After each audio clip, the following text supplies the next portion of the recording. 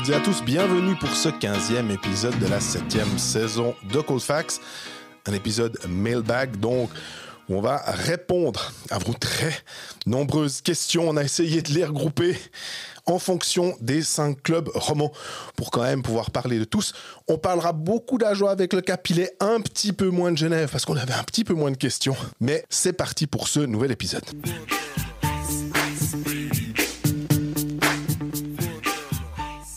Salut Greg. Salut Jean-Fred, ça va? Petit refroidissement, mais sinon ça va bien et toi? Ouais, ça va. T'es quand même prêt à aller à Fribourg pour ces matchs de l'équipe de Suisse, j'espère. Bah, il faut. Tu vas pas nous faire le coup du malade pour aller voir Suisse-Suède, hein? Le malade imaginaire. Non, je serai là. Toi aussi? Oui, présent Tant pour mieux. Suisse-Suède et 2 autres, j'ai pas encore mon programme. Je serai présent aussi pour les 2 autres, ainsi que 4000 personnes, ils ont annoncé pour environ pour l'instant. Pour Suisse-Suède, ouais, apparemment, selon les Freiburg Nachrichten, c'est là que je l'ai lu. On a donc décidé de faire un épisode réponse aux questions. On vous a demandé, il y en a eu... flemme cette semaine, on a dit faites-nous l'épisode. Posez des questions, on y répond. Mais il y en a eu un paquet, mais vraiment un paquet.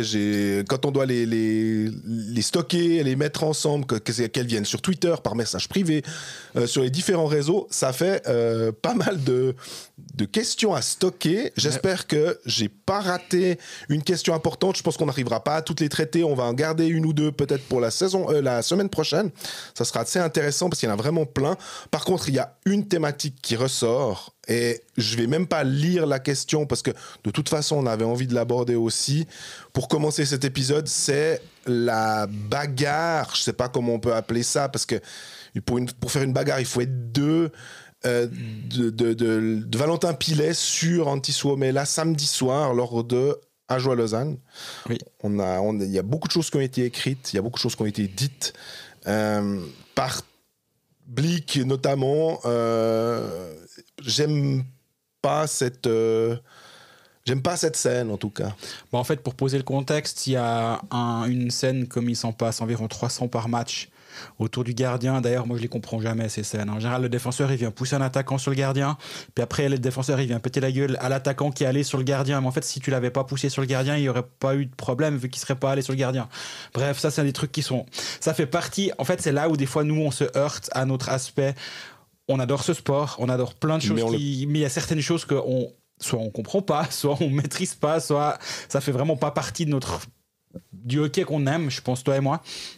Absolument. Et cet aspect-là des bagarreurs, on va dire ça comme ça, je sais que c'est dans la culture du hockey depuis toujours à peu près, et que voilà, les canons bois aussi ont été longtemps dans la culture du hockey, puis à un moment on a décidé de changer. Mais bref, là n'est pas la question. Cette scène-là, ça brasse devant le gardien, comme si souvent, et Suomela vient agripper Valentin Pilet, c'est juste. Pilet le dit lui-même, lui il dit pas agripper, lui dit il m'a sauté dessus, mais bon, ça c'est une interprétation. Agrippe Pilet, vrai. Derrière, Pilet voit rouge, je pense qu'on peut vraiment dire ça comme ça, et l'étale lui met des coups face à quelqu'un qui visiblement ne veut pas se battre. Et après, une fois qu'il est en train de tomber et qu'il met un genou à terre, et là il lui en met encore 2 de plus derrière la tête, je pense que là il y a un problème. Lui s'est défendu après le match à Fribourg parce qu'on y reviendra après, mais il était sur la glace à Fribourg. Il dit ouais mais bon, quand on est dans le feu d'action c'est un peu facile de dire c'est scandaleux, ça va vite, quand tu y vas à fond. L'autre il a fait la tortue et il s'est roulé en boule. Ben voilà, il vient me sauter dessus, il assume ses actes. C'est sa lecture de la scène. Je la partage pas pour dire. J'avais pas le même point de vue que lui. En même temps, lui, il était au milieu du truc. Donc, je peux concevoir que c'est différent. Mais il n'a pas été suspendu pour cette action. Il a pris une pénalité de match sur le moment. Il n'a pas été suspendu. Je pense, moi, ça me choque dans l'absolu qu'il ne soit pas suspendu. Mm-hmm. Par contre, on est obligé de se dire ouais, mais attention, si on regarde dans le passé, qu'est-ce qu'il y a eu? Tim Boson, justement, c'est aussi une scène qu'on a beaucoup discuté quand il se bat contre Nekive lors des derniers playoffs. Il prend 2 pénalités de match sur la même action à Davos, et donc vu qu'il y a 2 pénalités de match, il y a suspension automatique d'un match. Tim Boson aussi n'avait pas été sous enquête, et d'ailleurs on s'en était offusqué, je pense, à ce micro, mais en tout cas moi je sais que je l'ai fait sur le site de Blick, parce que selon moi ça méritait une suspension. Et là, selon moi, ça mérite également une suspension. Maintenant, le seul point sur lequel je suis satisfait, c'est que pour une fois, il y a une cohérence dans les... Enfin, pas pour une fois, c'est un peu excessif de dire ça comme ça, mais on voit une cohérence dans les décisions. Donc d'un côté, Tim Bozan, il n'y en a pas eu, là, il n'y en a pas eu. Au moins ça. Disons, s'il y avait eu suspension contre Pilet, on se serait tous dit ah mais oui, mais comme Bozon, puis après en allant, c'est d'ailleurs tout ce qu'on s'est tous dit. Hein. Oui. On était en salle de presse à Fribourg et c'est là où justement j'ai vu qu'il jouait, j'étais là mais Bozon avait pris un match, non? Puis du coup je suis allé revoir le jugement et effectivement il n'y en avait pas eu parce que c'était la pénalité automatique et donc le juge unique avait décidé de rien décider. Même sanction ici, à savoir, vu que c'est sa première pénalité de match, il n'y a pas de suspension automatique pour Valentin Pilet. Sur la glace à Fribourg, moi je pense qu'il n'a rien à faire sur la glace le lendemain, pour cette action-là.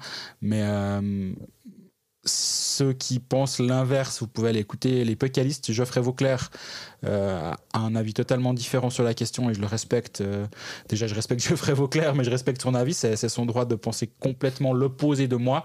Et il a un point de vue aussi différent parce que lui a joué. Lui a cette espèce de code, on va dire, ou de règles non écrites et l'étiquette du hockeyeur, lui, il l'a vécu de l'intérieur, nous, on l'a pas vécu de l'intérieur.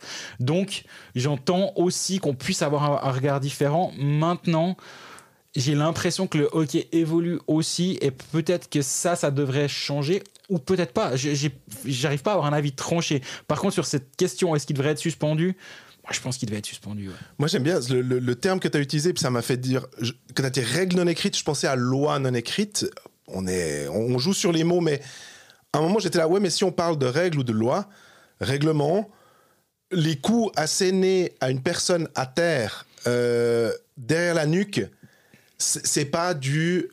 Ouais, bon, on est dans le monde du truc. Moi, c'est juste ça. C'est qu'à un moment... le fait qu'il se chamaille ou qu'à un moment il lui saute dessus ou pas, peu importe finalement. Moi, c'est surtout ce qui m'a gêné, c'est ces deux derniers coups là. Un joueur qui n'a pas de casque, quand on sait l'importance des commotions, des protocoles commotion où ils font attention à ça, on veut plus voir ça comme à l'époque parce qu'on a laissé des joueurs dire c'est bon, t'es bon, ouais, je suis bon. Puis en fait, le gars, il n'était pas du tout bon. Et il était relancé sur la glace et ça pouvait avoir des conséquences beaucoup plus graves pour sa vie future. Et il fallait finalement protéger les joueurs d'eux-mêmes parce que si on leur disait, il était non, je suis un bonhomme. C'est pas un petit choc à la tête qui va m'empêcher de jouer.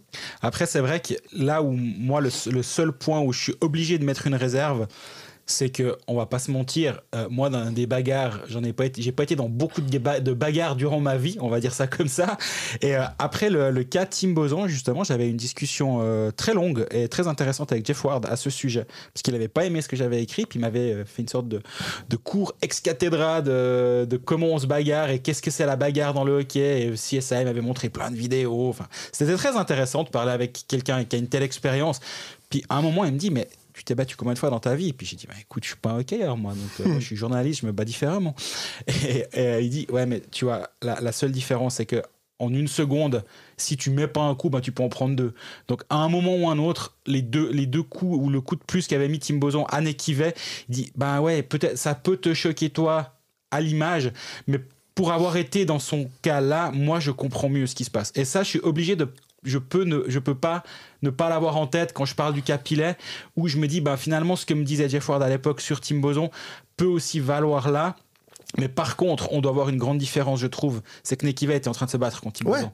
Somela, il vient brasser, il vient un peu... il défend parce que Ria prend un coup. Alors, comme tu disais, 300 fois par match. Voilà. Et donc, là, il n'y a pas une bagarre. Somela, il met pas de coup. Et donc... La ligne de défense sur Tim Bozan en disant ouais mais attends ils sont en train de se battre, là je la vois un tout petit peu moins et je sais pas, cette scène elle me dérange un peu, en plus ça m'embête parce que Valentin Pilet je pense que c'est plutôt un bon gars. Absolument. Et c'est quelqu'un qui est chouette avec qui discuter et puis du coup d'aller poser des questions, de parler de ça avec lui c'est un peu chiant et voilà, mais lui dit il devra assumer ses actes. Par contre, là, il y en a un qui va devoir assumer ses actes, c'est le 19 janvier, je crois, sauf erreur le match. Il me semble que c'est le 18, j'ai vu effectivement. Le 18 janvier, il y a un Lausanne-Ajoie. Ouais. Je pense qu'il va être attendu au tournant. En même temps, il y a souvent ce genre de cas-là où on se dit, il va être attendu, puis il se passe que dalle. Ouais. Souvent, au play-off, tu dis, le match d'après, ça va escalader, puis il n'y a plus rien. Je pense que ça va à un moment, c'est là où les hockeyeurs ils sont assez forts à part ça, c'est de se dire ok, ce qui se passe sur la glace, on se fout sur la tronche, puis après on va se serrer la main dans les couloirs. On en voit combien de fois par saison des scènes comme ça où à la fin du match les joueurs ils vont discuter, ils mangent ensemble un petit truc. L'autre jour à la fin du match il y avait Benjamin Kontz et Kylian Motet qui causaient ensemble probablement du but que Motet a mis à Kontz et voilà, c'est des scènes qui sont courantes. Je peux imaginer que sur la glace ce soit assez tranquille. Par contre en dehors, attention, ça se trouve ça le sera pas, mais en dehors par contre je pense que Valentin Pilet sera très attendu du côté de Lausanne. Oui, ben là, de nouveau la question, qu'est-ce que tu fais si tu es le coach? Là aussi on connaît pas assez ce sport-là de l'intérieur pour dire est-ce que tu te dis bah, je me prive de Valentin Pilet ce jour-là pour éviter tout souci, ou au contraire, tu te dis non, je vais bien vous montrer que nous avons raison et que donc Valentin Pilet, je le mets sur la glace et à vous de vous débrouiller, ma foi. Si Lausanne, vous voulez être un peu bête et aller le chercher, vous allez ramasser des pénalités parce que les arbitres, on espère, seront effectivement très attentifs à cette situation-là. Et si par hasard on peut choper des powerplays grâce à ça, on va pas se priver d'aller vous embêter. Ouais, mais voilà, donc on a parlé près de 10 minutes du cas Valentin Pilet. Je crois que j'arrive à intellectualiser ou à comprendre la position inverse, mais malheureusement, c'est vrai que ça, c'est une thématique sur laquelle moi j'ai vraiment de la peine. Les bagarres, souvent, c'est comme des fois, on doit les marquer les esprits à la fin du match. Tu perds 5-0, tu vas faire le voyou pendant 10 minutes. Ouais, ben super, t'as perdu 7-0 parce qu'il y a eu 2 powerplays de plus. Est-ce que ça a vraiment marqué les esprits pour le match d'après? Moi, du haut de ma tribune de presse, j'ai tendance à me dire plutôt non. Après, on peut pas s'enlever de l'esprit que nous, on n'est pas sur la glace et il y a peut-être des dynamiques qu'on n'arrive pas vraiment à ressentir, oui, et à comprendre. Et des fois, il faut aussi rester à sa place. En l'occurrence, sur cette question-là, je suis obligé de me dire j'ai un avis très tranché, mais voilà, il y a des choses que je maîtrise pas. Mais je ne la retrouve pas, la question, ou en tout cas, je sais pas si c'était une question ou peut-être plutôt une réflexion, mais la personne disait ouais, mais ce match-là donc, que tu évoques, en disant, et il donnait 2 noms de joueurs, il disait mais Bayreuther et Raffel, pour l'instant. Alors Bayreuther était, parce que là aussi Bayreuther sur l'action, il lâche les gants. Mais j'ai pas l'impression il a même le temps de donner un coup parce que les arbitres sont en train de séparer, il ramasse pénalité de match parce qu'il a donné ça. C'est lui qui passait par là, quoi. Ouais, à peu de choses près. Alors je suis d'accord, il lâche les gants, donc il donne ce signal, mais ça faisait, et il voulait pas justement jouer le gars qui garde ses gants parce que alors lui il est élevé à la culture nord-américaine, très bien. Mais ça fait bizarre après quand tu vois 27 minutes de pénalité pour Bayreuther et 29 minutes de pénalité pour Pilet à peu près pour voir ce qu'il a fait. Mais c'est clair que s'il garde les moufles, ben il reste sur la glace, quoi. Mais après on dira ouais mais c'est un petit coquin parce qu'il sait qu'il va aller chercher l'autre, mais comme ça il n'est pas pénalisé. Je pense qu'ils aiment pas avoir cette réputation. Mais Raffel qui est blessé pour l'instant, on verra s'il est de retour. Ça sera assez intéressant en tout cas de voir s'ils sont assez bêtes ou malins selon pour aller justement faire ce genre de choses lors de ce match. D'ailleurs justement on peut juste prolonger sur Lausanne juste après, on fait une petite pause.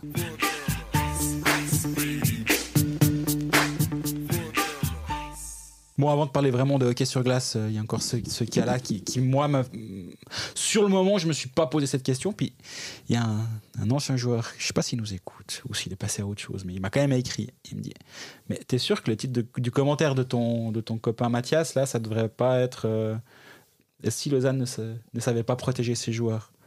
Il dit là, t'as Suomela et Bayreuther qu'on ont tous deux sur le dos, il y a personne qui bouge. En CHL, Carrère qui se fait étaler par Fuchs. Il y a Marty à 2 pas, il bouge pas. Et si c'était ça le problème du LHC? Et ça rejoint un peu, c'est pour ça que ça me fait penser à ça. Ça rejoint ce que tu disais, avec l'absence de Raffel, qui était un peu le grognard, on va dire, ou quelqu'un, en gros, quand il est sur la glace, il impose un peu le respect. On a vu durant les derniers playoffs, et on l'a dit, contre Davos, si Lausanne s'en sort au final, c'est parce que physiquement ils ont fait la différence. C'est parce qu'ils étaient plus durs. C'était une équipe qui était dure à jouer. Il y avait Almond qui pesait dans la dernière ligne, dans la 4e ligne. Il y avait Kennings qui était là, qui amenait aussi un impact physique. C'était une équipe qui était lourde, qui était dure à manœuvrer. Et Raffle amenait ça aussi. Et est-ce que cette année, c'est pas un peu justement un des points faibles actuels, parce que ça peut encore changer justement avec l'éventuel retour de Raffle à un moment ou un autre, ça peut peut-être changer. Mais globalement, cette équipe, elle est moins grande, moins robuste qu'elle ne l'était par le passé. Maintenant, j'arrive pas à savoir à quel point d'avoir Raffle sur la glace avec toi, ça permet à tout le monde de se sentir 2 cm plus grand et 5 kilos plus gros. C'est ce qu'il disait à l'époque, Justement. La saison passée, de dire je me rappelle avoir posé la question à Glauser qui disait mais avec lui on a envie d'aller finir sa charge. Même un Jason Fuchs finalement allait, alors que c'est pas son style de jeu, mais il les tirait un peu. Et je réfléchissais juste aux autres en me disant ceux qui sont blessés ou ceux qui sont partis comme Jose Pilot. Mais c'est pas le même style de joueur du tout. Mais vraiment, Raffle avait ce côté chef de meute. Ouais, là aussi, les analogies avec les animaux, mais de donner ce côté... Ça va, on a quand même le droit, Aubert. Oui, non, mais c'est vrai que ça fait un peu... Il n'y a pas la SPA qui va nous écrire, on est bon. Non, mais ça fait un peu ces remarques qu'on pouvait tenir. On aurait pu dire il y a 20 ans, des choses comme ça. Voilà, mais... Ça va, je crois que chef de meute, on va pas se prendre une meute de l'eau au cul. Exact. Mais, ou alors on peut dire le mâle alpha aussi. Voilà. Mais Raffle a effectivement beaucoup plus ce côté. Là, maintenant... Mais j'ai l'impression que si Marty bouge, il va encore ramasser... Enfin, est-ce que c'est aussi une question de savoir quand le faire, comment le faire par rapport aux arbitres pour que ce soit perçu de manière... Pour que les arbitres disent non, mais ça, nous, on comprend le jeu... Et on peut se dire, ok. Mais là où je te rejoins peut-être pas tout à fait, c'est que justement, et cette remarque, moi, là où je la trouve pertinente, c'est quand on voit à quel point Lausanne était systématiquement, entre guillemets, l'agresseur l'année dernière. Mais je dis pas ça au sens mauvais du terme, au sens... était systématiquement l'équipe qui donnait la première charge contre Fribourg. Je veux dire, Fribourg a pas existé pendant la série à partir du moment où Lausanne est revenu à 1-1 dans la série. Fribourg n'a plus existé physiquement parce que Lausanne était systématiquement sur le dos de Gauthieron durant toute la série, et c'était eux qui mettaient tout le temps la première charge, c'était eux qui faisaient le plus mal à chaque occasion, à chaque voyage ils se prenaient un check, les Fribourgeois, et ça leur a fait mal, et Davos ça leur a fait très mal aussi. Et si Lausanne a pu tenir la série en 7 matchs contre Zurich, c'est aussi parce que Zurich, si on regarde juste d'un point de vue talent pur sur la glace, ça doit pas aller en 7 matchs. Mais c'est allé en 7 matchs. Et c'est allé en 7 matchs et en 6 matchs et 40 minutes, on est encore là à se dire mais si Lausanne marque au début du tiers, on sait jamais comment ça peut tourner. Tout à fait. Et Lausanne était à un souffle du titre parce que justement, ils en imposaient. Et là, j'ai cette remarque... Je me l'étais pas faite, mais là on parlait justement de Geoffrey, le regard de l'ancien joueur qui de temps en temps peut-être voit des choses que nous on perçoit un petit peu moins, où on a moins cette sensibilité là.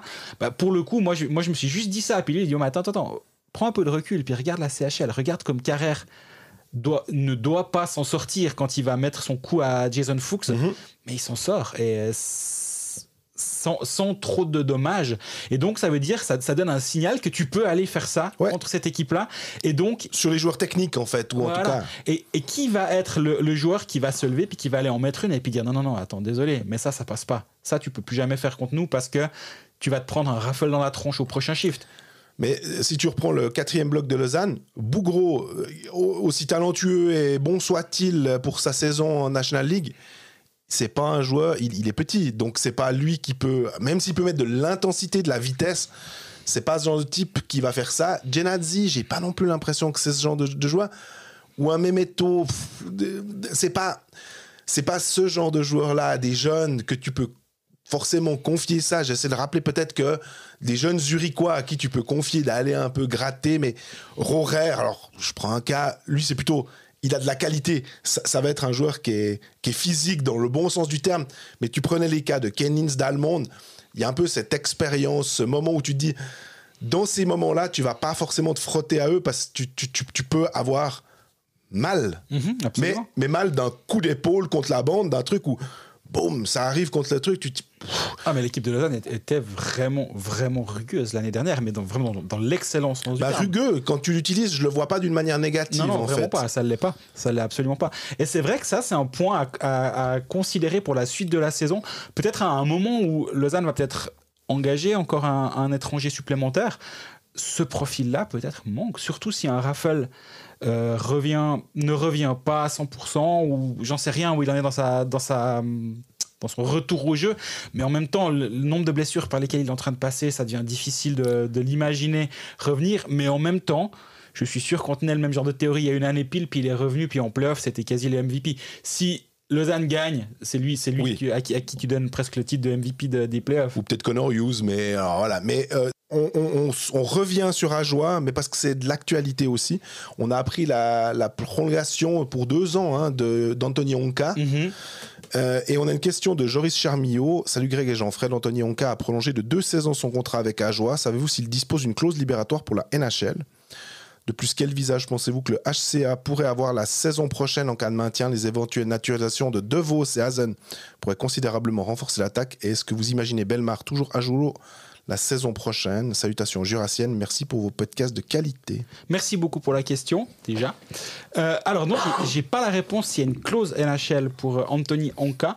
Mais alors, déjà, ce qu'on peut dire, c'est qu'on voyait pas venir ça. Absolument. Moi, quand j'ai... Parce que rappelons qu'il est sous forme de prêt au HC Ajoie. Par Carolina. Qui est signé par les Carolina Hurricanes en tant qu'ancien choix de 3e ronde des Hurricanes. Ben voilà, il vient en Europe. Sur le moment, on s'est dit, il vient plutôt jouer ici plutôt qu'en AHL. Si ça se trouve, il y avait plus de temps de glace à disposition ici que dans l'organisation. Ça pouvait tout à fait faire sens. Une connexion finlandaise potentiellement bonne avec Utonen, avec Numelin, peut-être. Puis finalement, visiblement, il s'est bien plus là. Il a re-signé jusqu'en 2027. Sacré coup sur le marché, ça. Ouais. Parce que depuis qu'il est là, moi, je le trouve vraiment, vraiment bon. Il surpasse largement TJ Brennan. Brennan, c'est pas une chèvre, mais il a certaines limites. Onka, il a une qualité de première passe. Il a une fiabilité à la ligne bleue qui est assez impressionnante, je trouve. Il est droitier, non? Je pense qu'il est droitier. Ouais, en plus. Et il a une qualité à la ligne bleue qui est assez impressionnante, ouais, vraiment. Et j'aime bien ce joueur. Il a entre guillemets que 0,5 points par match, il a 18 matchs, 9 points depuis qu'il est arrivé, mais il a aussi, je trouve qu'entre les premiers matchs où il était là et maintenant, tu vois qu'il est acclimaté aussi au hockey suisse, et je trouve qu'il est encore meilleur. Si Ajoie a de bons résultats depuis un certain temps, c'est aussi parce qu'il est là. Il a pas mal changé le visage de l'équipe.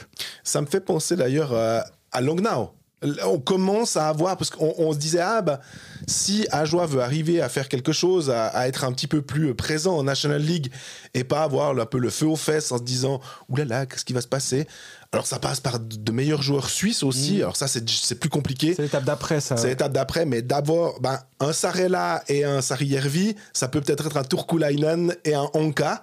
Et puis tu commences à construire. On a vu Sarijärvi avant de partir à Genève. Il a quand même fait 3 ou 4 saisons à Langnau. Avant de passer à l'étape supplémentaire, je trouve que ça pourrait être aussi peut-être le cas de Onka, mais en tout cas, jusque-là, les Jurassiens vont pouvoir profiter de lui jusqu'en 2027. Voilà, et puis la question suivante sur Bellemare.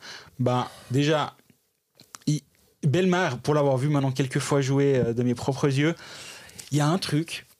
Il y a certains joueurs, j'ai l'impression qu'au moment où il prend le puck, nous on a quand même une position généralement privilégiée où on voit toute la glace, on se dit mais il a qu'à passer là-bas, c'est facile, mais pourquoi il a pas donné à machin qui était libre? Nous c'est assez facile, on parlait avant justement de pas être dans le feu de l'action et d'avoir une vue différente en étant 20 mètres plus haut que les joueurs. À Bellemare, j'ai l'impression que dès qu'il a le puck, il va faire ce que depuis le haut de ma tribune, je me dis mais il a qu'à aller passe à lui, mais voilà, puis en fait il rend le puck propre, on va dire, c'est une expression en football, il rend le ballon propre, mais lui c'est pareil. En fait, quand il prend le puck, tu sais qu'il va faire la bonne décision. Son but contre Lausanne, il prend la bonne décision. Ouais, par exemple. Et quand il y aura une perte de puck en zone offensive, son replacement défensif est toujours juste. Et pour ça, il est impressionnant. Et en même temps, tu joues pas autant de matchs de NHL, tu joues pas toutes ces saisons dans de bonnes équipes de NHL. Parce qu'il a joué en NHL et il a joué des playoffs, de longs playoffs en NHL, c'est quand même encore deux choses différentes. Et Bellemare, il fait toujours tout juste. Donc oui, s'il se plaît du côté d'Ajoie, je pense qu'il a encore du hockey dans les pattes pour jouer 1 voire 2 saisons en Suisse sans aucun souci. Alex, qui a 2 questions. J'espère qu'on pourra reprendre la première parce qu'elles concernent, elles sont totalement différentes. Mais la deuxième, c'est est-ce qu'Ajo a vraiment sa place en Liga? J'avoue que tu parles du timing des fois, hein, timing is everything. Quand est-ce que c'est le bon moment pour poser cette question? Est-ce que après les défaites avec Wolven, on pouvait légitimement se poser la question comme d'habitude, c'était assez récurrent par le passé avec Ajo, on se disait des fois, est-ce que vraiment la Liga 14, etc. Alors, c'est un peu ton thème, ça d'ailleurs. Toi. Oui, mais toi, tu veux nous envoyer à jouer par le fond. Mais alors là maintenant, force est de constater que ils ont clairement leur place. Ils arrivent pas. Alors il y a ce 5-0 contre Fribourg, mais qui s'explique par plein de facteurs. Il y a peut-être un peu trop on tire un peu trop sur les étrangers. C'est un peu trop demandant d'avoir un back-to-back comme ça. Mais sinon, moi je trouve que c'est une équipe qui est assez plaisante et qui a sa place en tout cas. Bah oui, moi je suis en fait à l'inverse, souvent quand on parle des fois pas forcément à ce micro, mais c'est vrai que toi t'as plutôt tendance à dire ouais on devrait être 12 dans cette ligue puis ça suffit, enfin je caricature mais ouais pas tout à fait, t'es plutôt de cet avis-là. Oui. Puis moi je suis plutôt à dire ouais mais en première ligue anglaise de football tout le monde va, enfin les 20 équipes vont pas avoir une chance de gagner le titre. Il y en a qui vont accepter de lutter contre la relégation, puis de finir 13e, puis d'être contente là au milieu. Pourquoi en hockey sur glace on n'accepte pas que des équipes ne jouent pas le titre chaque année? Et finalement c'est un peu ce qui arrive. T'as plusieurs niveaux les conséquences du budget aussi, c'est ça en Suisse par rapport. Bien entendu. La première ligue avec les contrats, avec l'argent qui est brassé. Alors je peux imaginer qu'entre Southampton et Manchester City, il y a une toute petite différence de budget. Bien sûr, mais est-ce que Southampton s'y redescendent? Ils sont dans une M noire. Je suis pas forcément sûr par rapport à. Si. Oui. Bah l'argent même. Des droits télé gigantesques, ça change tout. Non. Mais bon, bref, on digresse carrément, mais. Dans un sens, moi, j'ai aucun problème avec une équipe comme, par exemple, la Joie, que ce soit peut-être Langnau ou autre, qui disent, bah ouais, non, mais nous, on n'est pas là pour gagner le titre, on n'est même pas là pour aller en play-off, mais par contre, on est là pour remplir notre patinoire tous les soirs. Il y a 4-5 000 personnes qui sont tous les soirs contentes d'être présentes à la patinoire, qui viennent... qui font vivre une région, ça brasse de l'argent, ça participe à l'économie locale. Moi, je trouve que c'est vraiment super. Et justement, de voir que ces derniers temps les résultats sont un peu plus positifs, c'est assez plaisant.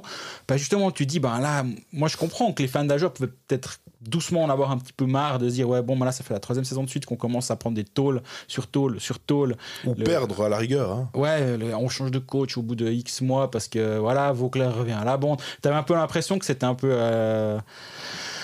l'histoire sans fin et là il y a de bons résultats, il y a des signaux positifs. Justement, on en parlait à l'instant de Anthony Honka qui prolonge, c'est super.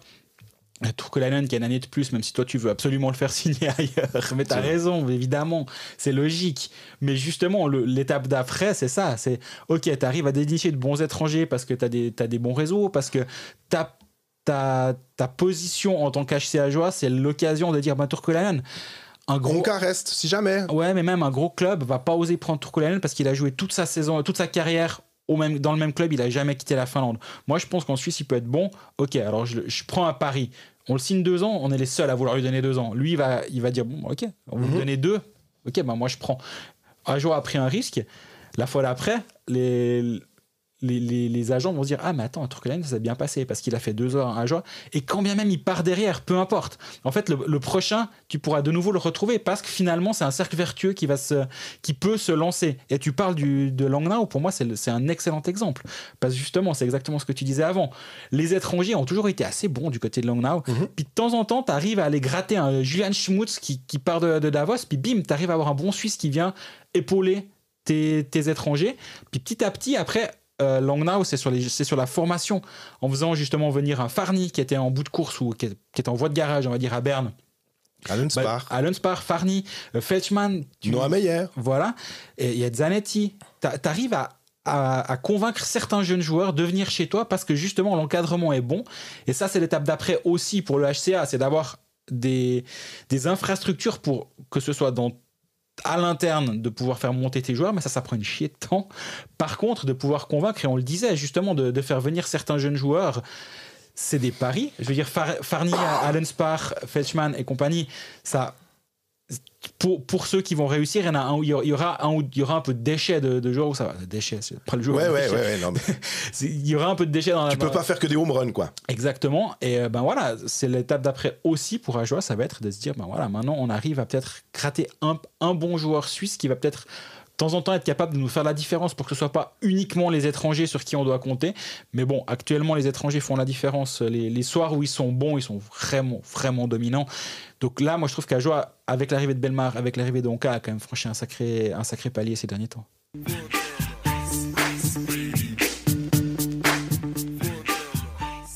Alors on poursuit, on est toujours dans ce match, on va dire, entre le Jura et la capitale olympique. On va revenir plutôt du côté lausannois pour le coup, une question d'Alison Eschnard.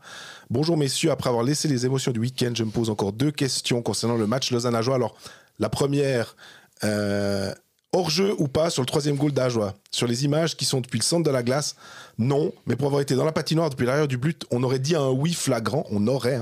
Est-ce que c'est possible que Ward n'ait pas pris de coach challenge car il savait qu'aucune caméra ne pourrait donner d'image concluante, car beaucoup de fans n'ont pas compris le choix de ne pas tenter de coach challenge. La deuxième question, c'était sur Pilet. On a déjà répondu. Alors, merci Alison déjà pour la question. Effectivement, je pense que sa lecture est très très juste. Ce qu'il faut savoir, c'est que dans les tribunes, je ne sais pas si on en a déjà parlé ou pas, mais dans les tribunes, il y a tout le temps le staff. En l'occurrence, pour le Lausanne HC, il y a Christophe Baluet qui est dans les tribunes. Et c'est lui qui va être en contact avec le banc. En l'occurrence, il pourrait brailler depuis sa place. Parce qu'ils sont juste en dessus. La place du staff est juste en dessus du banc lausannois. Et il se trouve qu'ils sont également sur la ligne bleue, plus ou moins, ça dépend les fois, mais ils sont vraiment très très bien placés. Donc si ça se trouve, eux, en live, ils ont vu clairement si le puck était dehors ou pas. Moi, j'étais pas dans la patinoire, donc j'ai pas de réponse, honnêtement. J'ai juste les images que j'ai vues à la télé comme Alison, et j'ai aussi cette impression, mais sur les images, je pense pas. Si le coach challenge est demandé, il faut que l'image soit concluante. Ouais. Christophe Baluet dans les tribunes et sur son ordinateur avec l'accès à toutes les caméras, comme tous les clubs ont. Et donc, lui a quelques secondes, 45 secondes, je crois, pour checker un peu en vitesse les images. Et il regarde le match en direct, il revient en arrière, il cut, il fait un arrêt sur image à l'endroit où il veut. Et du coup, là, il peut voir toutes les caméras.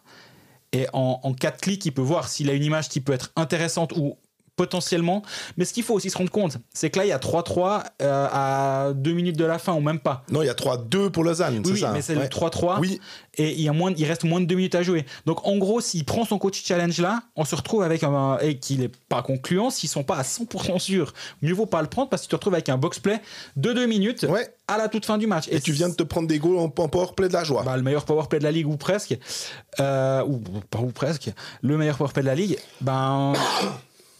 c'est difficile. Si tu n'as pas l'image claire, tu peux pas le prendre, ce coach challenge. Et je pense que c'est ce qui est arrivé là, effectivement. Et alors, évidemment, on peut repartir sur un laïus, sur les caméras, sur les lignes bleues, etc. En l'occurrence, je pense que malheureusement pour Lausanne, c'est la bonne décision à prendre parce qu'il n'y avait peut-être pas mieux comme image. Et je suis assez convaincu que durant ces 45 secondes, Christophe Baluet a eu accès à toutes les images de toutes les caméras de la patinoire et aucune n'était concluante. Ce qui nous permet de parler vite fait encore, parce qu'après si on fait 35 minutes sur tous les matchs, cet épisode va durer 5 heures. Le HCA dans le même match après se retrouve en powerplay durant la prolongation, un 4 contre 3, et Greg Erland sort son gardien. Tchatcho a été rappelé au banc 2 fois. Et il marque, mais il était de retour. Quelqu'un m'a répondu: tu veux des lunettes? Quand j'ai dit les gens ils sont c'est bon, on souffle, ça va aller, calmons-nous. Tchatcho était de retour, mais moi j'apprécie justement cette prise de risque. Et justement, mais on en a parlé plusieurs fois parce que quelqu'un m'a aussi répondu, Fabrice Sofferer m'a dit: on dit ça maintenant, mais s'ils avaient encaissé, on se serait moqué ou on aurait dit que c'était n'importe quoi. Faux. Je pense que j'ai tenu plusieurs fois la théorie ici que tu as beaucoup plus de chances de marquer à 5 contre 3 en prolongation que de gagner ta séance de tir au but. Ouais. Ou c'est un vieux 50-50. Allez, 53-47 si tu as des meilleurs joueurs. Mais je veux dire, c'est un vieux coin flip. Un 5 contre 3, déjà, si l'équipe en défense à 3 touche le puck, c'est déjà pas simple. Mais ils vont pas pouvoir sortir proprement le puck et encore aller en contre-attaque et marquer dans la cage vide. Bien sûr, ils peuvent dans l'absolu. Oui. Ça peut. Mais je pense que le vieux 50-50 de la séance de tir au but comparé à un risque quasi nul d'encaisser mais une bonne probabilité de marquer, au pire tant pis, tu renvoies ton gardien puis t'as essayé. En tout cas moi j'apprécie la prise de risque. Et quelqu'un nous a posé la question sur les réseaux sociaux. Léo Jankowski, bonjour messieurs, petite question suite au match Ajoie-Lausanne de vendredi, c'était samedi, mais en NHL, si un goal est marqué en overtime dans la cage vide, l'équipe qui a retiré son gardien perd le point gagné pour le match nul. C'est arrivé au Wild ce printemps par exemple, est-ce que ça s'applique aussi à National League? Non, en National League il n'y a pas ça, effectivement là c'est la différence. Je comprends pas cette règle en NHL, ouais. Passage. Voilà. Tu prends un risque, t'es pénalisé parce que t'as pris un risque, tu te dis, alors, ça va un peu à l'encontre de la NHL qui veut favoriser l'attaque et le beau jeu, ou en tout cas les goals marqués, parce que c'est quand même mieux. Je trouve un peu surprenant. Ouais, je suis assez d'accord. Et assez dommage. Après, est-ce que tu te poses la question, est-ce que tu dois faire un counter-move à la place de Lausanne, puis tu sors aussi ton gardien, et puis tu dis non, on préfère un 5 contre 4. Du coup, allez Kevin, tu viens au banc. À part ça, Lausanne, tu parlais de ce powerplay d'Ajoie. Lausanne qui marque un but par Boson, mais bête faute de Glauser sur la même action qui te coûte finalement la victoire. C'était vraiment la double peine. Plutôt que de gagner 2-1, plutôt que de gagner le deuxième point, tu vas le perdre derrière. On a connu André Glauser plus smart. Mais... Bien sûr. Après, le problème, c'est que Glauser fait un bloc qui permet à Boson justement de se décaler et donc après de pouvoir aller marquer. Si Glauser fait pas cette faute-là, est-ce que le défenseur n'est pas là et donc Boson ne peut pas marquer? Enfin, je vois ce que tu veux dire, bien entendu, vu qu'il a célébré son but, puis directement c'est non, pas but. Mais il y a aussi la faute est pas là, est pas complètement innocente dans le fait qu'il a pu se retrouver seul et marquer ce but qui n'a finalement pas été décisif.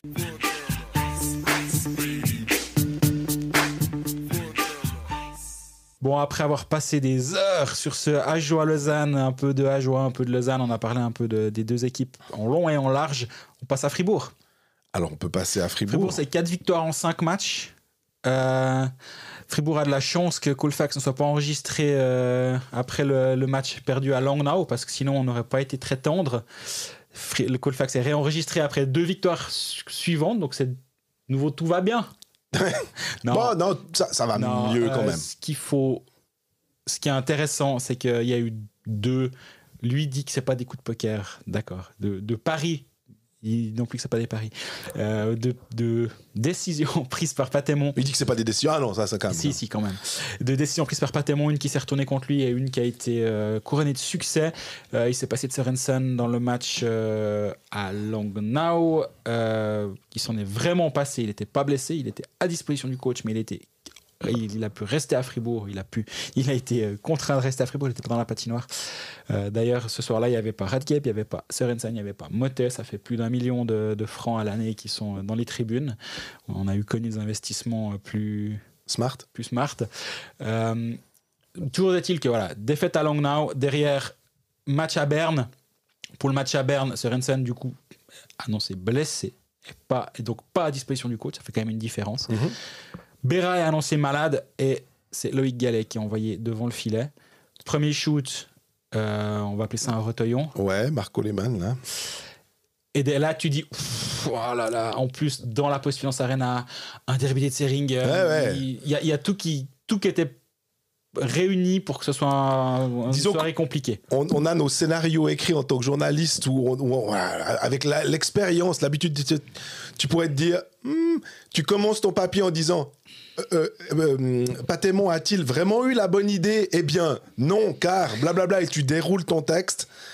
Et pour le coup, non, c'est pas comme ça. Et surtout qu'après, le lendemain, il fait un blanchissage, mais excuse-moi, je t'ai coupé sur le non, Fribourg finalement s'en est sorti, mené 3-1 dans le troisième tiers. J'ai tellement pensé à toi. Est revenu avec Julien Spongard. Il avait 5 buts, 7 passes décisives. Il s'est dit non, moi j'ai tout le temps le même nombre de buts et de passes décisives. Donc il a mis 2 buts pour revenir à 7 buts, 7 passes. À part ça, le théorème Julien Spongard, peu importe le nombre de passes décisives qu'il va faire, il va marquer le même nombre de buts. C'est comme ça. Mais au-delà de cette blague, ce petit truc, on rigole. Mais à son âge, je veux dire, il va quand même avoir 39 ans le 4 janvier. Et Et il est à quasiment, je sais pas, il est à quoi, 300, c'est quasiment la même chose. Si c'était pendant 2-3 ans, tu pourrais te dire déjà, ce serait déjà assez fou, hein. Mais en carrière, une carrière de plus de 20 ans, d'avoir cette régularité-là, alors, on sait que dès qu'on pas porte-au nu, mais dès qu'on dit quelque chose de positif en Julien Sprunger, on a à peu près tous les supporters des autres clubs romans qui sont là, ouais, c'est bon, les fans de Fribourg et tout. Ben non, en fait, on est les fans de joueurs de hockey. Et force est de constater quand même, quand on a un joueur comme ça, on est fan de handball aussi pour d'autres raisons. Moi, ça me fascine. Je trouve incroyable d'être capable de faire ça et d'avoir su aussi renouveler son jeu. Ça, on l'a thématisé aussi. Et la question, après, tu peux te dire, est-ce que... allez, tu prolonges encore d'une année. Bien évidemment que c'est... Si Julien Sprunger décide de prolonger, on va lui dire, écoute, c'est bon. C'est pas Fribourg qui peut dire, j'ai l'impression, non, faut que t'arrêtes. C'est vraiment lui qui dit, les gars, je vais vous épargner des maux de tête. Je continue ou j'arrête. C'est ça. Et là, sur ce qu'on voit depuis le début de saison, tu dis quoi ? Tu dis qu'il faut qu'il continue une saison ? Oui. Déjà, parce qu'actuellement, il a 338 buts en carrière et 346 assists. Donc, il lui manque 8 buts pour avoir... S'il ne finit pas à l'équilibre sa carrière, moi, je ne comprends plus rien. Donc, je pense que ça devrait déjà être une obligation pour Julien Sprunger. Mais, et c'est là où c'est rigolo, c'est qu'en play-off, Julien Sprunger a combien de buts de plus que de passes décisives ? 8. Okay. Donc en fait, il est à l'équilibre parfait actuellement, parce qu'il a 52 buts et 44 passes décisives. Donc il a autant de buts que de passes décisives. Donc en fait, du coup, il y a une petite tentation pour qu'il arrête, c'est ça ? Pour qu'ils disent, ouais, non, mais désolé les gars, moi je suis obligé de rester à l'équilibre, je peux pas me permettre. Ouais, je peux pas, c'est ça, c'est ce qu'on retiendra de moi, c'est que je marque autant de buts que de passes. Mais là, actuellement, à part ça, blague à part, il est utile sur ce qu'il fait. On voit qu'il y a encore de temps en temps où il tente la feinte. L'autre jour, elle a marché sur quelqu'un. Elle a marché contre Berne d'ailleurs. C'était contre qui ? Qui était le défenseur ? Est-ce que c'était Je sais plus c'est le deuxième but de Berne, là, le deuxième but contre Berne, où il touche, c'était Vutriche au goal. Exact, c'est l'intérieur de la jambière. Voilà. Ça, alors, je sais pas s'il veut faire une passe ou si vraiment il vise ça, peu importe. En tout cas, mais avant de faire ça, la fan. À bientôt 40 ans, elle marche encore cette enfin, pas 40, mais on exagère un peu. Après, il mesure 1m94. Il a quand même 2-3, comment dire, aspect positif à faire valoir où tu peux te dire ouais, c'est dingue que ça marche quand même. Ouais, bah c'est un joueur puissant de hockey, même s'il a plus la vitesse, même s'il a plus il a quand même toujours quelque chose. Donc là, avec 14 points actuellement à Fribourg, il est le 3e meilleur compteur suisse, derrière Berchi 15 et au même niveau que Schmidt, 14 également, mais Schmidt a 9 buts à part ça. Hein. Lui aussi, petit à petit, moi, je suis pas convaincu de Schmidt à l'aile, mais force est de constater que ça se passe pas si mal depuis que... Est-ce que parce que les joueurs avec qui il est sont aussi Lindenve, on a Jacob Lilia qui marque aussi quand même des buts. On n'était pas persuadé lors de l'échange, on se disait un peu, honnêtement, Fribourg a récupéré quelque chose. On verra, peut-être que le contexte suédois de Fribourg peut lui donner un peu plus, un petit quelque chose, d'être avec ses compatriotes. Et Veil est pas mal, hein. Ouais, oui, tu vois qu'il a du hockey sur glace, mais j'arrive pas à le trouver dominant, en fait. Mais là aussi, comme tout le temps, dès qu'un joueur débarque, on lui laisse toujours un petit peu de temps. Là, il y aurait surtout les Nord-Américains. Il y aurait une pause d'une semaine pour l'équipe nationale, ça va aussi un petit peu l'aider. Après, si on regarde juste l'autre côté de l'échange, Dido, c'est 13 matchs, 13 points avec Ambry depuis qu'il est arrivé. Donc, plus un impact de... Tout ce qu'il déteste le plus, c'est perdre. Voilà. Hein. Donc, ça a amené quelque chose, effectivement. Oui. Peut-être qu'au final, où nous, on se disait, ouais, c'est quand même plutôt Ambry s'en est bien sorti, peut-être qu'au final, la balance va s'équilibrer, puis tu te diras, ouais, finalement, vu que Veil devait arriver, Lilia vient peut-être comme numéro 7, donc de se passer Di Domenico, ça permet d'avoir peut-être un joueur qui va être moins grognon à être envoyé une fois en tribune, et donc dans l'équilibre global de l'équipe, ça fonctionne un peu mieux. Je suis pas encore convaincu de cette théorie-là, mais je pourrais me chauffer si Lilia continue à être bon, et surtout si Veil franchi encore un palier, surtout dans le scoring. On a une question, on en a même plusieurs sur Fribourg, mais Julien Rohrer, salut les gars, je sais que vous avez vu les mêmes matchs que moi, mais on n'aurait pas notre Kevin Pache, entre guillemets, à Fribourg. Gallet, vous en pensez quoi de son week-end? Puis après, pourquoi Berra n'était pas présent, malade, blessé? Ça, t'as répondu. Ah non, c'est malade. Après, Merci c'est les toujours gars. la même chose. Moi, j'ai tendance naïvement à toujours me dire qu'on ne me ment pas. Je pars du principe qu'on ne me ment pas, mais je me dis que des fois, on ne nous dit pas tout. Ouais. Mais là, il est annoncé malade. Donc, il n'y a pas de raison de dire « Ouh, ouais, il est malade ». Mais attention, on sait rien, malade. Est-ce que Loïc Gallet, c'est le Kevin Pache? C'est difficile de... après 2 bonnes performances, tout d'un coup, j'ai un peu l'impression que c'est le...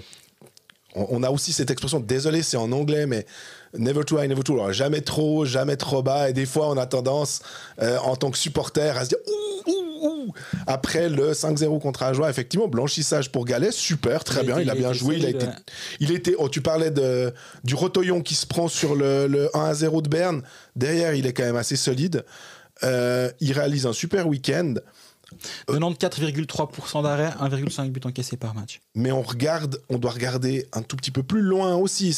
L'échantillon est quand même assez faible.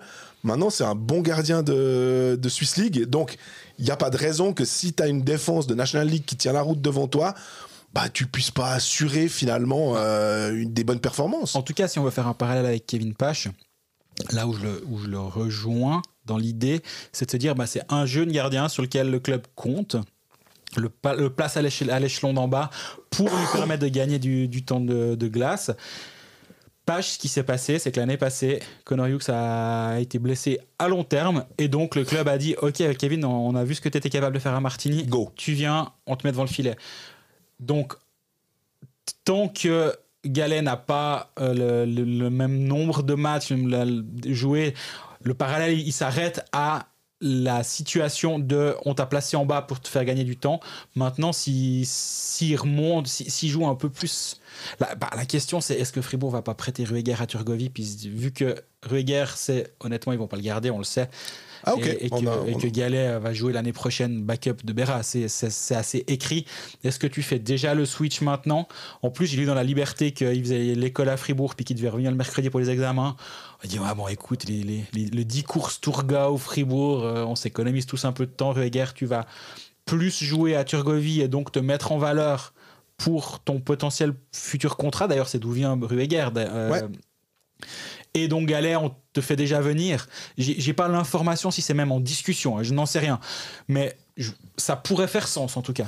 On avait une question de Frédéric Caille concernant Fribourg. Gallet a réussi 2 bons matchs avec Fribourg ce week-end. Il est pourtant numéro 3 dans la hiérarchie. Mais que doit penser le Rueger en tant que numéro 2? Cela signifie qu'il ne sera pas de retour la saison prochaine, point d'interrogation.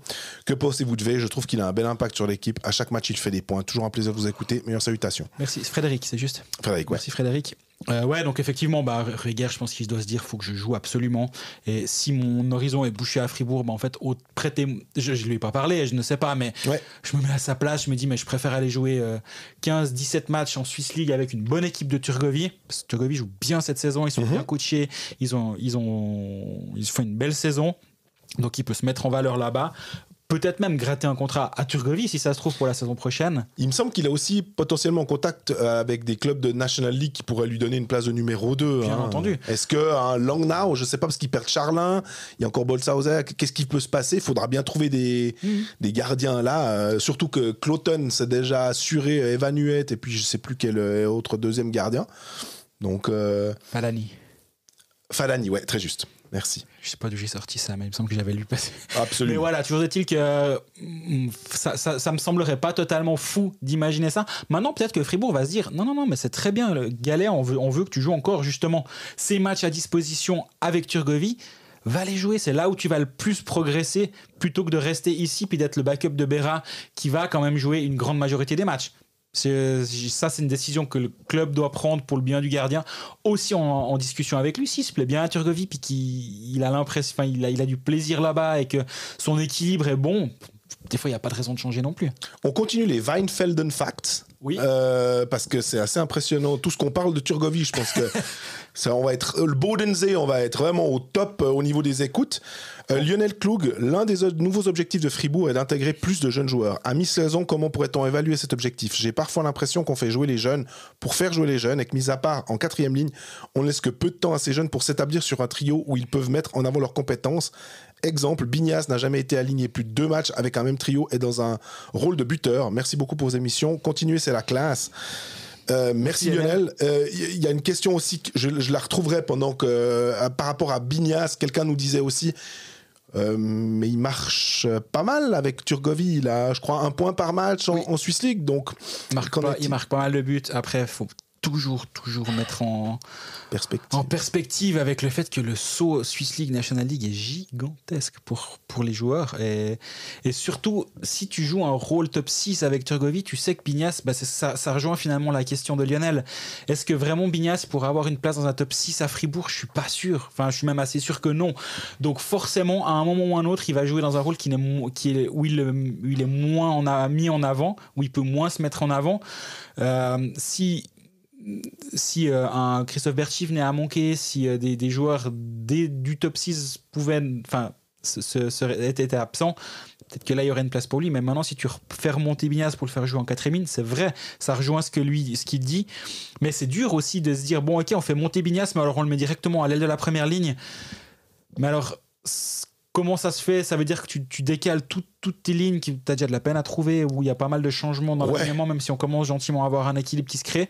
Et encore, maintenant, il voulait séparer Valmark et Sørensen. Donc, c'est dur. Cette année, il y a quand même eu un jeune qui a joué, c'est Jan Dort, qui était complètement inattendu. Lui devait être à Turgovie. Je pense qu'il avait tellement promis à la Turgovie qu'il a joué, il a été bon. Mais on se retrouve maintenant quand même à un moment où il joue un petit peu moins, où son rôle a quand même diminué. Dans les jeunes qui progressent, on en parle souvent, mais il ne faut pas l'oublier, Maximilian Strehler reste un tout jeune joueur à qui on a fait confiance du côté de Fribourg. Tu vois que l'année prochaine, en faisant venir même Biasca, reste un jeune joueur. Ludwig Jönsson, ils veulent lui faire une place. C'est clair, apparemment, de ce que j'ai compris. Jönsson commencera la saison comme un des top 7 défenseurs de l'année prochaine à Fribourg. Donc ce virage-là est quand même en train d'avoir lieu gentiment, mais après, ça prend du temps. Et je pense que les Ether Nicolet, il me semble qu'ils sont quand même encore un petit peu limite pour jouer en dessus. Il n'y a rien de pire que de faire jouer un jeune pour faire jouer un jeune alors qu'il n'a pas forcément le niveau. Et ça, c'est aussi par le passé, il y avait rarement. On se disait tout le temps, ouais, mais à Fribourg, ils ne font pas jouer les jeunes. Mais qui était dans l'organisation fribourgeoise les 5-6 dernières années qui n'a pas eu sa place en National League et maintenant et a explosé ailleurs? Il n'y en a pas beaucoup, hein. Non, mais après, il y avait eu les fameux Ebicher, Glauser, on va dire, qui n'ont pas eu. Oui, mais là, je pense que c'était une question de rapidité de la progression à l'interne, mais à aucun moment on leur avait dit écoutez, vous n'avez pas le niveau ici, c'est pour ça qu'on ne fait pas jouer. Et non, les deux, on leur a dit voilà, patience, ton heure va venir, toi tu vas à Turgovie, toi tu vas mais ça va venir. Puis ils ont perdu patience. À tort, probablement pour le club, hein, vu ce qui s'est passé, c'était clairement 2 mauvaises décisions, mais c'était pas une question d'investissement dans le joueur dans lequel on ne croyait pas. Et j'ai l'impression qu'à Fribourg, maintenant ils ont identifié des jeunes joueurs qui peuvent amener quelque chose à cette équipe. Est-ce que Bignas en fait partie? Je suis pas sûr, honnêtement, mais il peut encore se développer. Ça reste encore un jeune espoir.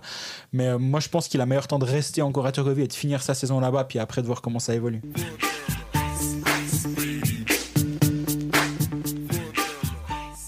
On a une question sur le HC Bienne.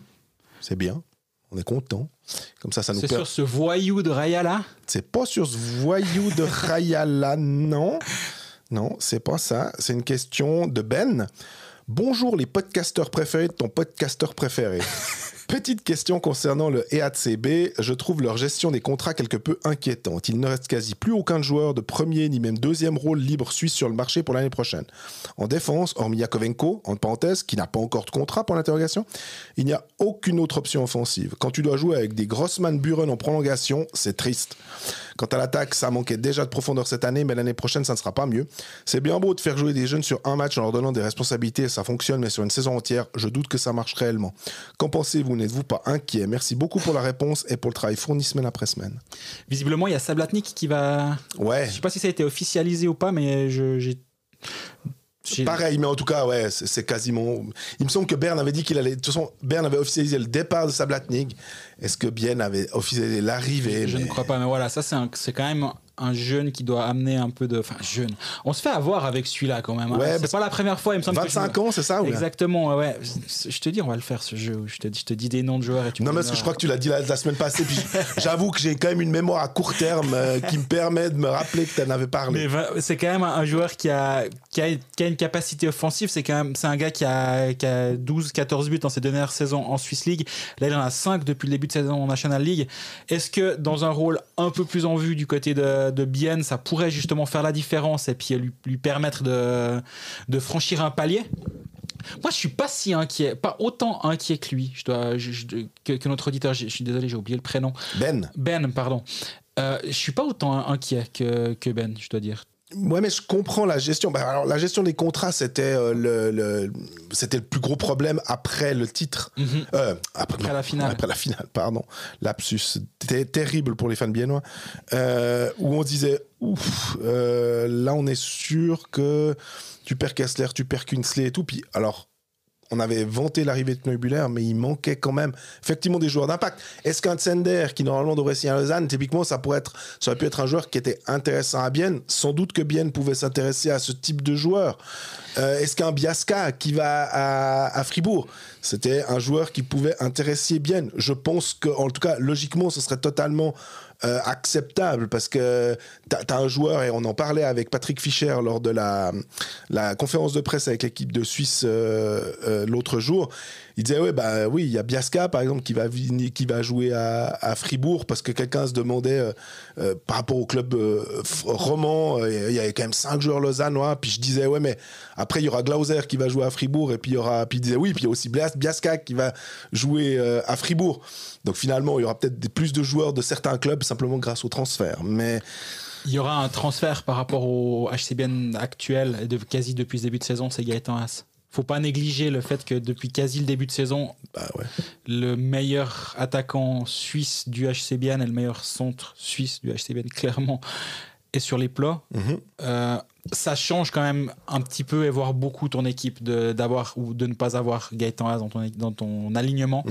Donc, je pense que il y aura Muller qui sera en 2 à Bienne. Il va aussi progresser, du moins j'imagine, il a plutôt intérêt. Et après, Bienne, c'est une équipe qui a dans son pipeline quelques jeunes joueurs qui ont. Moi, je pense à Mark Sever, surtout, qui va très bien du côté d'Olten. Et lui, à mon avis, peut avoir une chance de progresser. Et je le suivrai. Et d'ailleurs, c'est pour ça aussi que ça m'a un peu fait tiquer l'histoire de Johan Schwander. Mais je sais, il y a des Viennois qui m'ont répondu, et je le comprends. Mais en gros, du côté d'Olten, ça a couiné quand ils ont fait revenir un joueur. Parce que il est prêté pour la saison. Oui, très bien. C'était exceptionnel aussi. On n'est pas censé. Enfin, je me dis, le club d'en haut, t'es déjà bien content de l'avoir pour toute la saison, mais c'est un peu en cas d'urgence. C'était pas pour dire, écoute, on va te le prendre pendant 4 mois. On doit calmer aussi un peu certains joueurs au niveau du temps de glace. À un moment où on sait que les mois de novembre, décembre, là, quand il y a beaucoup de matchs à la suite, on l'a vu, on se plaignait, entre guillemets, du fait qu'il y ait des matchs tous les 2 jours pour certains clubs. D'aller appeler un renfort en Swiss League, c'est un petit peu justement ce pourquoi c'est intéressant. Et Olten, tu te dis, écoute, tu peux gérer 4-5 matchs potentiellement sans Mark Sever. C'est un peu embêtant, d'accord, mais ça va pas t'empêcher normalement de finir devant Bellinzone pour aller en play-off. Il y a quand même que 10 clubs et 8 places en play-off. Ça va aller, disons. Sévère, c'est un joueur quand même qui a que 19 ans. On parlait justement de Dominique Bignas avant. Bignas, c'est 22 ans. Donc il y a quand même une grande différence. Bignas a plus d'1 point par match à Turgovie, a 10 buts en 17 matchs. Mais Sever est 3 ans plus jeune, et je pense qu'il a un vrai potentiel, ce joueur. Donc là, c'est un des aspects. Et après, défensivement aussi, il disait il n'y a pas d'option, c'est vrai, mais peut-être que l'option elle est aussi là. C'est peut-être Gaël Christ qui montre vraiment de jolies choses.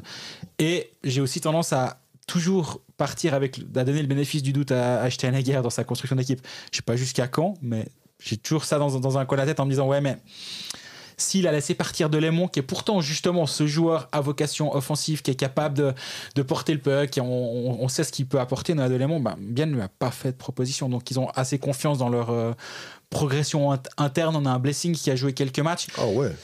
Je suis pas capable de dire si c'est lui l'avenir de la défense biennoise de la saison prochaine. Par contre, il faut croire qu'à l'interne, ils pensent que les pièces à disposition sont suffisantes pour franchir un palier. Et si c'est pas Yakovenko, c'est un autre. Parce que ça aussi, signer un défenseur offensif, le budget, l'enveloppe est un peu la même.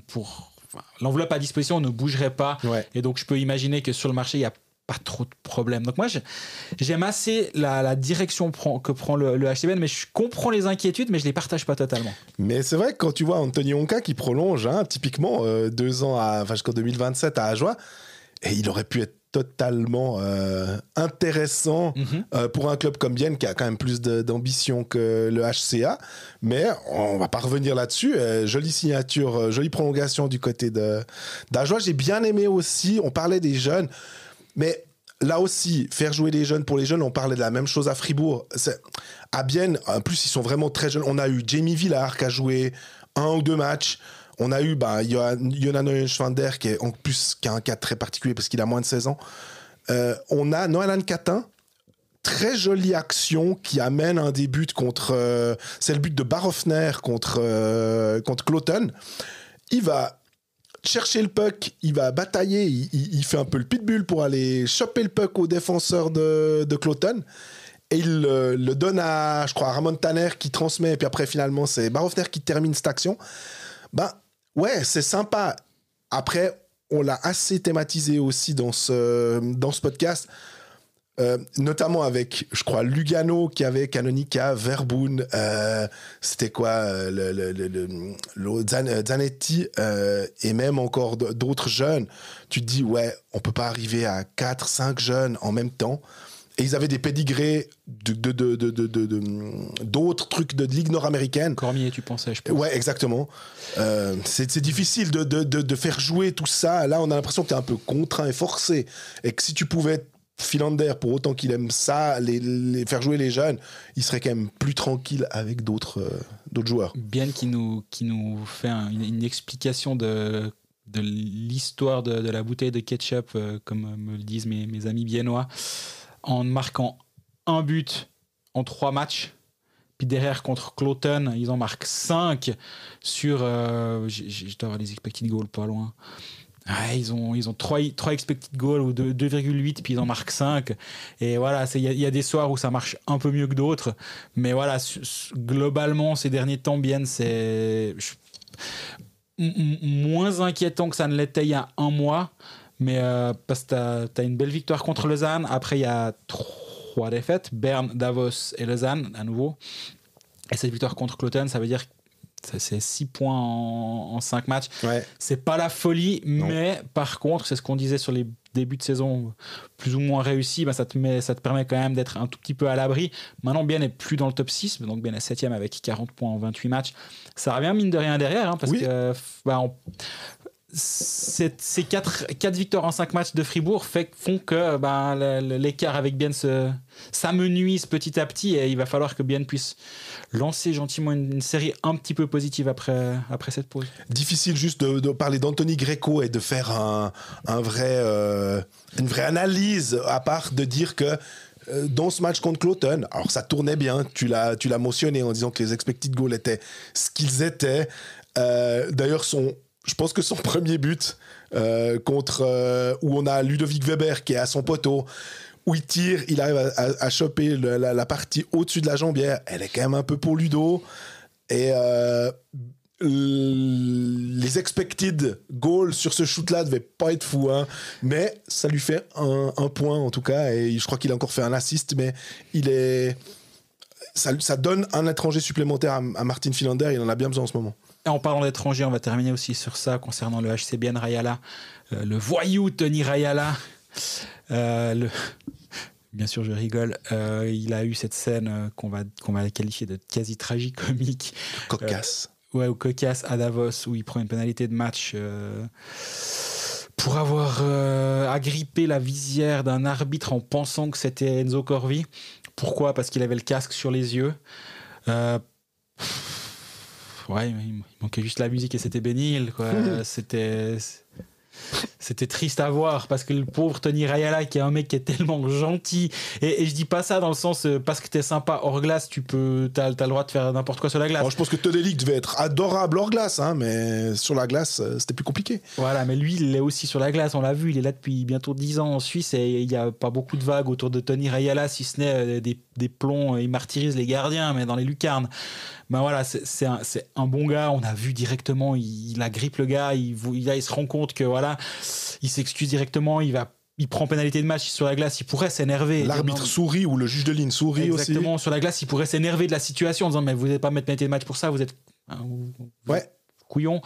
Il le fait pas, il va encore s'excuser, il va tranquillement au vestiaire. Exemplaire dans cette situation, Tony Rayala. Derrière, il prend 2 matchs de suspension, une amende à 4000 francs avec frais de procédure. Moi, je m'énerve directement, on fait un commentaire le soir même parce qu'on marche complètement sur la tête. Il y a des horreurs d'agression sur la glace où le joueur prend un match vaguement. Mowgli qui chope le genou de Kunti, vu qu'on parle de Bienne. Kunti est absent 1 mois. Il sort le genou sur lui. C'est un match de moins que Tony Rayala. Rayala qui est littéralement dans le noir. Et on parlait avant de Pilet. Oui, exactement. En 2 secondes, si tu peux vite te prendre un coup. Alors oui, Corvi, c'est pas un bagarreur. Rayala non plus, ils sont un peu là. Il prend un coup juste avant Rayala. C'était un peu houleux, mais ça va. Mais quand même, il est dans une scène un peu chaude. C'est aussi l'arbitre qui vient là au milieu et il doit accepter que malheureusement, quand tu vas te mettre entre 2 gars qui sont en train de se mettre des coups, malheureusement, ça peut arriver que, voilà, moi je suis pas à dire on doit taper les arbitres, je comprenne bien. Mais c'est aussi lui qui se met dans une situation vulnérabilité. Et là, après, les circonstances font que si Rayala n'a pas le casque sur les yeux, là, alors, rien à dire. Rien à dire, absolument. Mais là, tu dois juste dire, voilà, c'est une circonstance. On n'est pas en train de dire que vous pouvez mettre tous les coups que vous voulez aux arbitres, c'est pas grave, et c'est des punching balls, les types. Pas du tout. Mais là, on a manqué complètement de discernement. On aurait dit que le juge avait aussi un casque sur les yeux au moment de prendre sa décision. Et voilà, au final, Bienne fait recours. Le recours est accepté. La sanction tombe, l'amende reste. Ouais, ça c'est tellement suisse. Ouais, les 4100 balles, écoutez... le bulletin de versement était envoyé. Je peux pas revenir là-dessus, mais j'étais là, mais c'est tellement suisse. L'argent, écoute, non, 4000 balles, il n'y a pas de petites économies. Tony, écoute, déjà tu peux jouer le match à Lausanne, donc c'est bon maintenant. J'espère que c'est Bienne quand même qui, sur le coup, peut-être a payé l'amende, par exemple. Hein. Ça, je ne sais pas, mais toujours est-il qu'au moins cette scène, franchement ridicule. Pas la scène en elle-même, enfin la scène elle est ce qu'elle est, elle l'est aussi, mais toute cette histoire complètement ridicule, au moins Tony Rayala n'a pas manqué de match, et on a retrouvé un peu de sens commun à la fin de cette histoire en annulant cette sanction qui n'a aucun sens.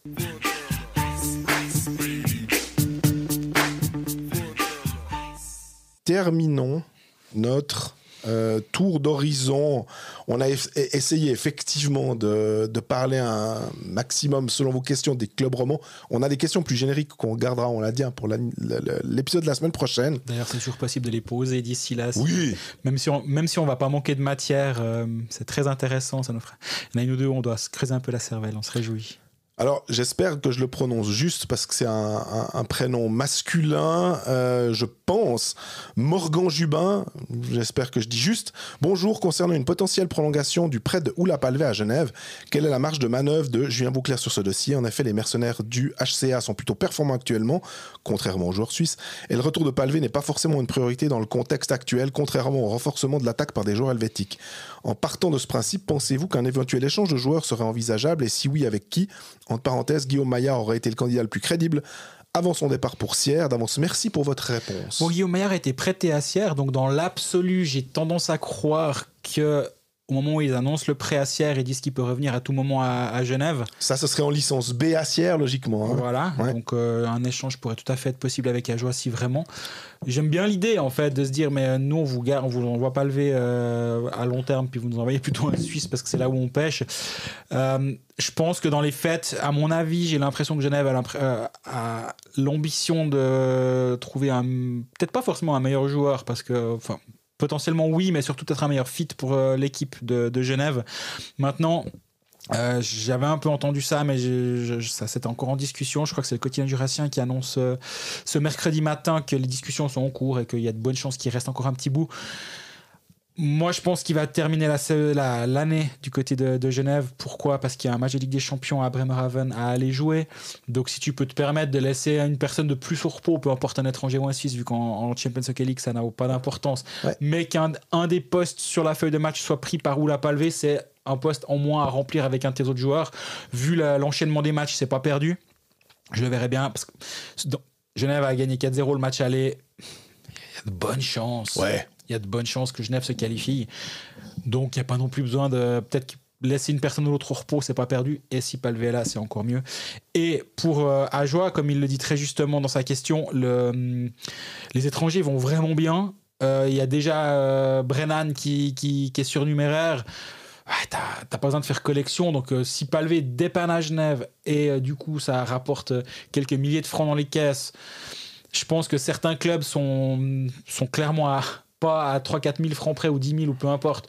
Il y a d'autres clubs, et j'imagine que l'HCR en fait partie, pour qui ça a une petite importance de se dire non, mais pendant les 2 prochaines semaines, c'est vous qui payez le salaire de Oula Palvé. Si ça se trouve, on gratte encore 2-3 sous au passage pour nous remercier de vous le mettre à disposition. C'est du bon business. Et là, je pense que ça fait sens des deux côtés, donc c'est pour ça que ça devrait se faire. On a d'ailleurs, en parlant de Bremerhaven et de la Coupe d'Europe, poser la question à Patrick Fischer aussi. Attention, le point, ton collègue Mathias. Roger Carrère, en disant, mais dites donc, il va quand même jouer après la Coupe d'Europe. Là, est-ce que le match du dimanche, on est sûr qu'on le retrouve sur la glace? Non, c'est bon, on a été d'accord, parce que je crois qu'ils partent le lundi, un truc comme ça. Donc non, Carrère ne va pas jouer, parce que ça fait quand même des matchs en suffisance pour Carrère. Qui a manqué une partie de la saison, donc il a un peu moins de matchs, mais l'enchaînement est là, on est bien d'accord. C'est alors Elliot Eusebio, c'était sur Spotify. Salut les gars, d'abord merci beaucoup pour votre super podcast que j'attends avec impatience tous les mercredis, et qui est bien évidemment le podcast que j'ai le plus écouté cette année. Ça, c'est par rapport au Wrapped 2024 de Spotify. Merci, ça fait très plaisir. Ceux qui nous envoient les captures d'écran où on est dans le top 5, ça fait un petit quelque chose à chaque fois. Exactement. Petite question en rapport avec Genève, les Aigles vont mieux en ce moment, mais ils jouent quasiment toutes leurs victoires en prolongation. Est-ce qu'à la longue, ça ne va pas commencer à beaucoup d'énergie de ne pas pouvoir faire tourner l'effectif? Ça va pas coûter beaucoup d'énergie en fin de match, et de jouer des matchs plus longs. Salutations. C'est vrai qu'à un certain moment, ça coûte un peu d'énergie, mais surtout ça coûte des points, parce que Genève a 12 victoires en 26 matchs. Donc ça va, il gagne presque 1 sur 2, malgré l'équilibre domicile-extérieur est bientôt bon, mais on n'y est pas encore tout à fait. Mais avec 12 victoires, tu as 4 points de retard sur Bienne, mais Bienne a 13 victoires. Donc c'est 5 victoires après prolongation, c'est certes bien joli, mais il y a aussi 5 défaites après prolongation. Donc il y a 10 matchs qui sont allés au-delà du temps réglementaire, que tu n'as pas réussi à faire tourner de ton côté. Donc je pense plus qu'énergivore, parce que finalement les 3, 4, 5 minutes de prolongation ne changent pas énormément, surtout qu'il n'y a que quelques joueurs qui jouent, tout le monde n'est pas sur la glace, mais c'est plutôt en point que c'est un petit peu dérangeant. Et je pense qu'à la fin de saison, quand tu vas faire les calculs, est-ce que tu es du bon côté de tel ou tel bar, ou est-ce qu'il te manque pas 2 points pour avoir l'avantage de la glace en quart de finale ou autre, c'est là où tu pourras commencer à aller les chercher.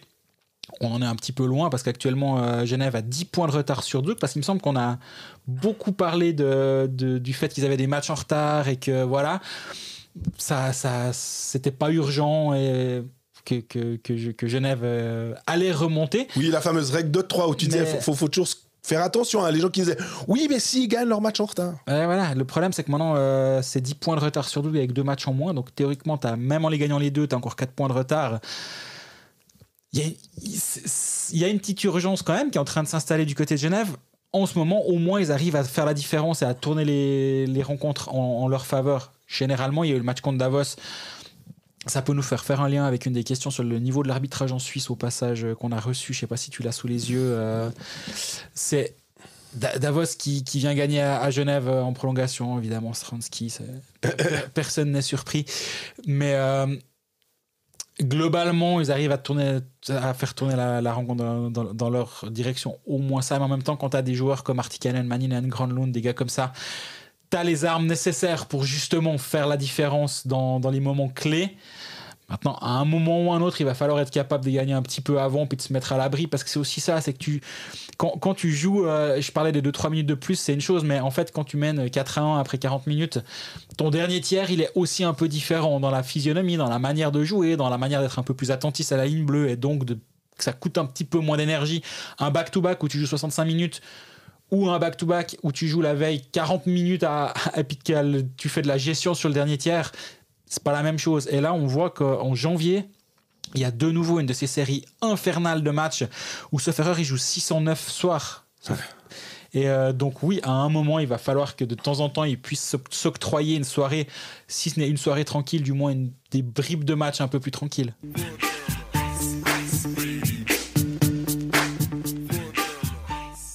On est déjà au terme de cet épisode numéro 15. On a fait un petit peu long au début d'épisode sur le Capilet.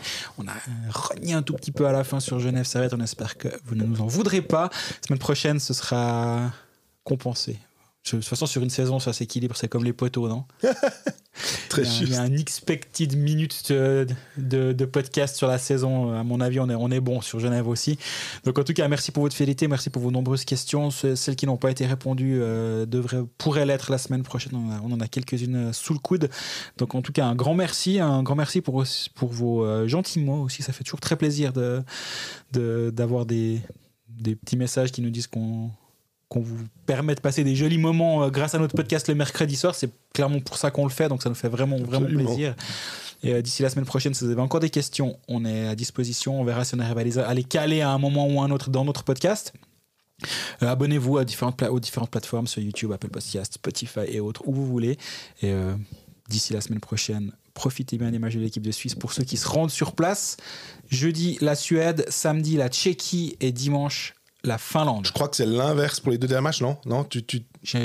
Ok. J'y suis allé au hasard. Ok. Je suis allé au bluff. Je sais que c'est la Suède jeudi soir. Parfaitement.